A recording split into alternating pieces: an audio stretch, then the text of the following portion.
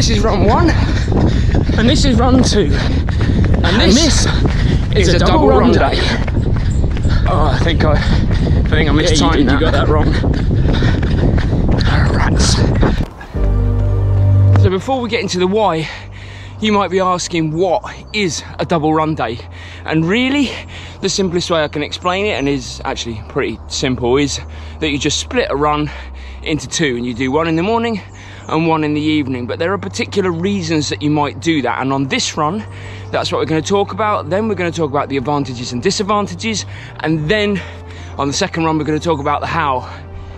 But I've got to get back because I've got to go to work.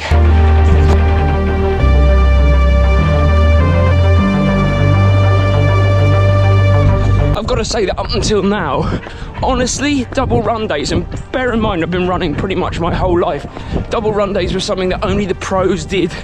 Why would you do a double run day? Why would you put your legs through that? But actually, starting to read a bit more, there are some benefits that can be had, but mine wasn't based on that in the early days anyway. I'll tell you why I'm doing my double run day.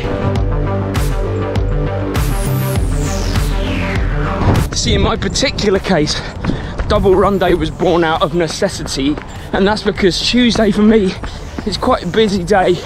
I have meetings after work, we have staff training, and then I have to get home and kind of try and put together this video for Wednesday. So there's a lot to do on a Tuesday evening, and I was trying to find ways of kind of getting rid of some of that stress. And of course, we've got to walk her anyway, so why not just double it up? Why not split my hour run, do half an hour in the morning, half an hour in the evening? That was my thinking. Another reason you might add it in is if you've been running for 3 to 5 years at a pretty decent level of fitness, and you're looking for that way to gradually and safely build in a little bit of extra volume in your running in terms of mileage in the week. You might look at it if that was the case for you, or even if you were just an experienced runner that has reached a plateau, you know, that certain level of staleness, and you're looking for different ways to break it up, different ways to do things, different stimuluses on your body. Now that might be another reason you would do this.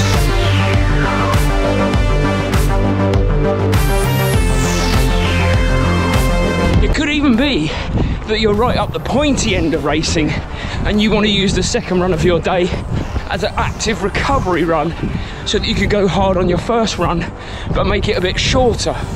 That's another option, but like I say, mine is out of necessity and there's nothing more to it. It's not that I was looking for extra advantages, it had to be. Just wanted to stop here and listen to this. Can you hear all the bird song? Does make getting up at before 6 o'clock in the morning slightly more manageable. Right, work day now, let's do work.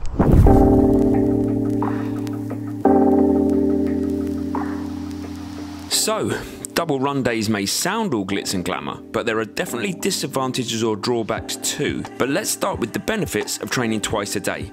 First up, and possibly pretty obvious, is that 2 lots of 40-minute runs are easier to recover from than 1 lot of 1 hour and 20 minutes, just in terms of wear and tear on the body. Also, 2 runs means 2 lots of release of HGH, which is human growth hormone, and that's the hormone that helps repair and build muscle. Again, 2 runs means 2 spikes in your resting metabolic rate, which means essentially you're kick-starting your metabolism twice in 1 day, and you're helping burn calories and generally just firing up your system. 2 runs also puts your body into a glycogen depleted state twice, which prompts the body to ensure it gets better at creating and storing energy for you. But on the flip side, there is just no way that 2 times 30-minute runs are a substitute for a longer 60-minute run in terms of the aerobic benefit. And if you're marathon training, then they're definitely no substitute for your weekly long run. Also, unless you've been training for a good 3 to 5 years, these runs may introduce too much stress too soon for your body. 60 to 90 minutes is widely considered the critical time threshold for enhancing aerobic fitness, so you need to get good at that first for a good aerobic base. Also, 2 times run can make you 2 times tired, and that can hamper recovery if you're not yet at a level where 30 to 40 minutes of running doesn't even break a sweat for you. The stress can actually prevent the recovery. And finally, it can feel like you're training more or all day, and if you have a busy and stressful job, that could end up feeling like a burden rather than a pleasure. And at the end of the day, we're always looking to find the joy first and foremost. Bosh, sorted, out for me for run 2.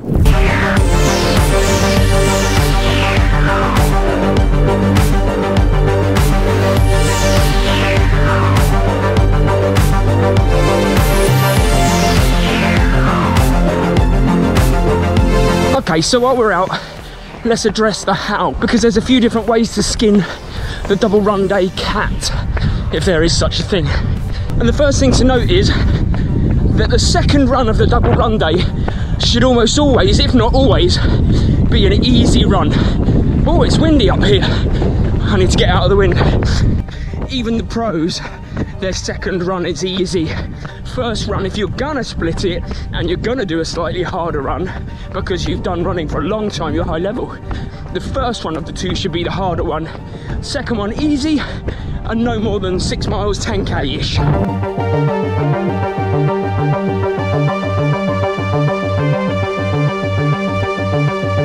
So we establish that you do the easier run of the two second, and I would advise doing the shorter run of the two second as well if you're going to split them not evenly.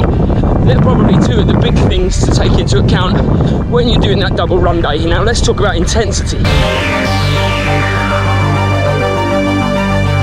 So as far as intensity is concerned, I guess, and this is a rough guesstimate, but unless you're like the 5% of people who are so well conditioned, so well trained, so high level, that they can do an interval session in the morning, really hard interval session, or even a tempo, really, and then do an easy run in the evening, I would shy away from that. Most experts, when you read around, recommend that you do split an easy day. If you're going to have to split a day, split an easy day into 2 manageable chunks, which is exactly what I'm doing right now.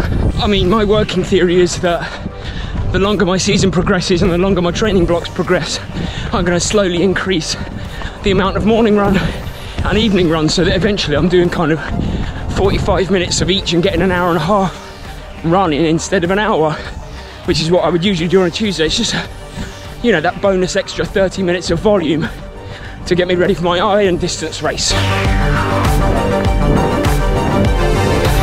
And then I guess you start getting into how often do you do these things, and really the general consensus seems to be for people just starting out, people beginning to do it 1 time a week. Split an easy run 1 time a week. That's all you need to start with. I mean, you've seen from the advantages and disadvantages that really 1 time might be all you need. And you don't want to push it, you want to let your body get used to that new feeling, that change, and maybe help you through the plateau. These are my thoughts anyway. But let me just re-emphasise, if you are newer to running, I still genuinely believe you're going to get much more of a benefit from a 1 hour easy run, if that's the level you're at, than 2 30-minute shorter runs. This is just, for me, it's necessity really, on the odd occasion, and I might build it up.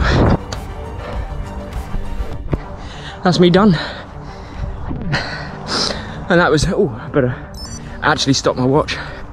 Just over 30 minutes. You know, I split my run. That is an hour's run. I will build that, but it fits better with my day when I have meetings, and that's, like I say, for me it's necessity. When I have school holidays, when I don't have a meeting after school, I'll still do the out because I think I'll get more benefit, but there are benefits to double run days if you know where to find them and how to look for them.